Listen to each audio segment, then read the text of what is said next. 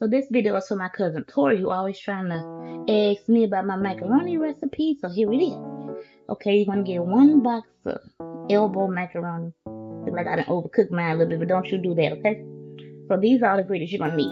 Probably like 1 cup of milk, mac and cheese. But lately I've been using these cheeses. This tastes much better when you shred it yourself. It's Marble Jack extra cheddar cheese. Also, I put cream cheese in there and butter. Not margarine. You can use salt if you like. I don't use salt. I just got it here for you, whatever. Just a little touch is unhealthy, don't use. But I put garlic and herb seasoning in mine and a little black pepper. Now I'm gonna shred this cheese up and come back and put it together for you. Show you what it's looking like. Okay, I forgot to tell you that I got this cheese grater thing. I think from Burlington or Ross. I'm gonna put you a plate under here because. And watch your fingers, because the first time I did this, I think I was about to shred my fingers off. But this is how you do it. I think I'm gonna use the whole thing because I like a lot of cheese in mine. And since your kids like my mac and cheese, you do it just like I'm doing it. Oh, and I forgot to tell you, if your cream cheese, your macaroni cooled off like mine had, Tori, put it in the microwave box.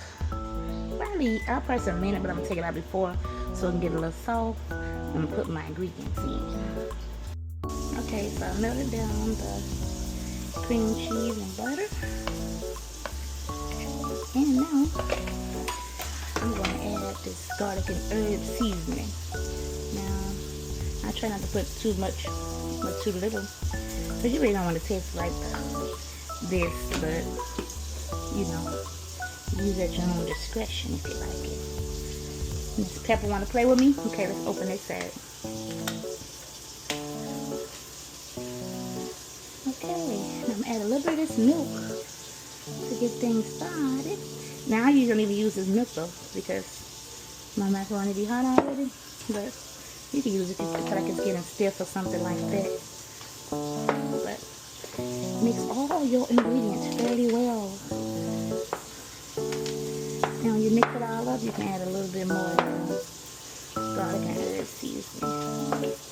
And I know people say, who put cream cheese in mac and cheese? But it's good. You never know I put it in there, right? So I'll be back with the finished result.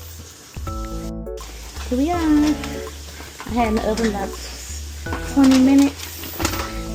Here you go, nice cheesy mac and cheese. Enjoy.